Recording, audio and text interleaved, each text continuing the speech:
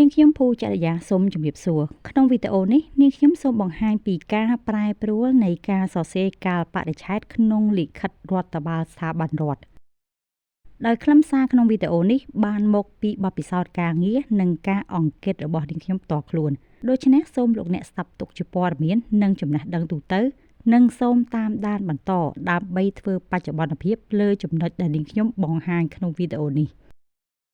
ចាការបរិច្ឆេទលើលិខិតរដ្ឋបាលជាពិសេសលិខិតរដ្ឋបាលទូទៅរបស់ប្រទេសកម្ពុជាសរសេរបែបនេះទីតាំងស្ថាប័នចេញលិខិតថ្ងៃទីខែនិងឆ្នាំដែលហៅថាសរសេរតាមសុរិយគតិក្រោយមកនាងខ្ញុំមិនច្បាស់ទេតែប្រហាក់ប្រហែលក្រោយឆ្នាំ2015កាលបរិច្ឆេទបានកែទៅជាសរសេរតាមសុរិយគតិផងតាមច័ន្ទគតិផងដោយដាក់ច័ន្ទគតិនៅខាងលើហើយសុរិយគតិនៅខាងក្រោមដោយតួយ៉ាងដែលលោកអ្នកបានឃើញក្នុងស្លាយ